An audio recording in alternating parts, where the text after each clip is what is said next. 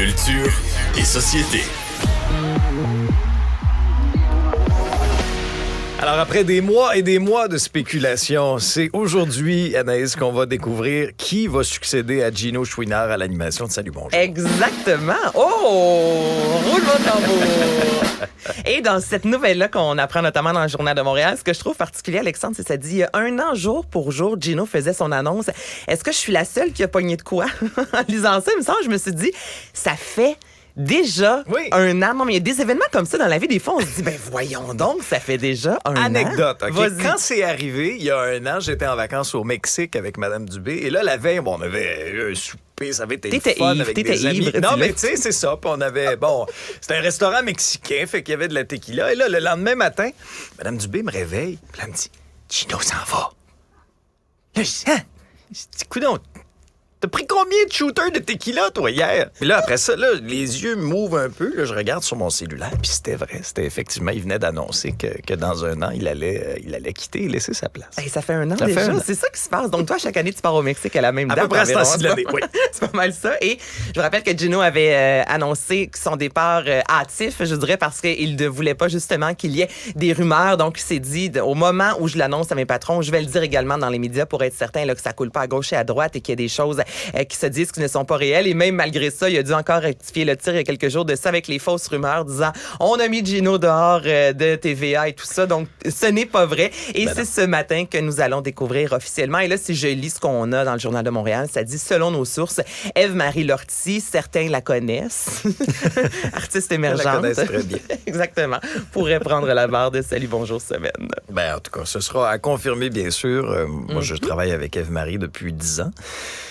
Tout ce que je peux vous dire, c'est une femme extraordinaire, tant devant que derrière la caméra. Avec une culture c'est incroyable. C'est incroyable. Et elle a tellement donné pour cette émission-là. Alors, à suivre. À suivre. 3 petits points, avec un sourire dans la voix.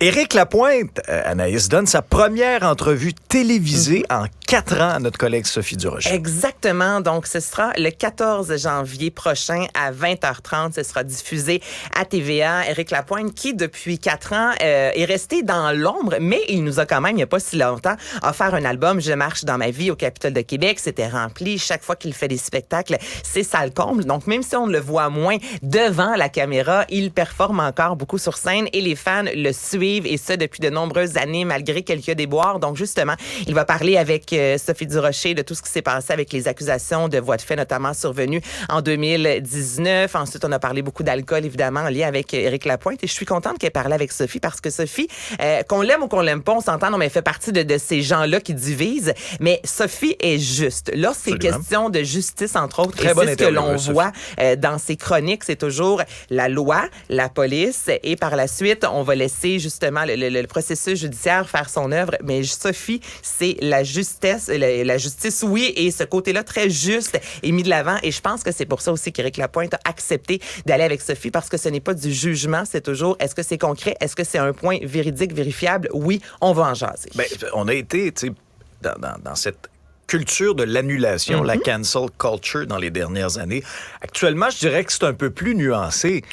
Mais en bout de ligne, c'est au public à décider. Là. On l'a vu avec d'autres artistes. Certains ont pu revenir. D'autres reviennent tranquillement. On voit Alex Nevsky, notamment avec l'émission Zénith. Mais ça, c'est le public, au final, comme tu mentionnes, qui dit c'est oui au public ou non. à décider. C'est au public à décider. C'est pas une petite clique de bien-pensantes. C'est au public à décider. Donc, vous pourrez faire écouter cette entrevue. Par la suite, vous prenez votre décision par rapport à Éric Lapointe. Mais ce que je sais, c'est qu'avec Sophie Durocher, il n'y aura pas de zone grise. Ah non, ça, c'est clair. Ça, je peux vous des questions directes. Et voilà, des vraies réponses, s'il vous plaît, des questions directes. Mais moi, j'aime ça de même. Ça promet, c'est un rendez-vous pour janvier.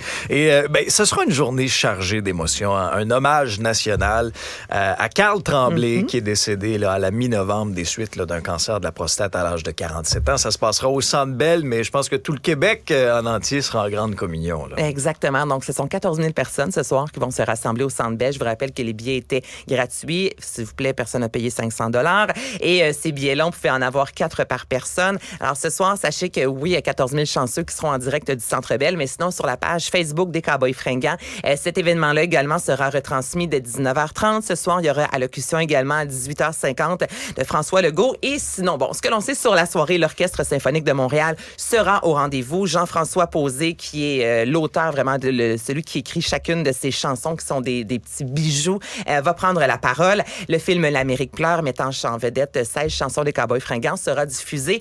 Et sinon, il y a de nombreux rassemblements. Le plus gros, je pense, attendu, c'est à l'Assomption parce que c'est sa ville, exactement. Donc, ce sera diffusé sur écran géant. Mais j'ai déjà vu ça passer là, depuis les 24 dernières heures. Plusieurs petits bars, notamment à Montréal, Rive-Sud, et qui disent « Venez ce soir, on a des écrans géants. Pas de game de hockey, pas de partie de hockey. Ce soir, ce qu'on va retransmettre en direct, ce sont justement les funérailles de Karl Tremblay. Donc, je pense que tout le Québec, à 19h30 ce soir, sera derrière son écran pour se rappeler ce grand. Parce que c'est sur la page des Cowboys fringants. C'est ça, c'est pas télédiffusé ou quoi que ce soit, c'est vraiment sur la page Facebook. Non, et les journalistes, on a demandé à ce que les journalistes ne soient pas présents. On veut vraiment y aller avec un côté très famille et non pas sensationnalisme.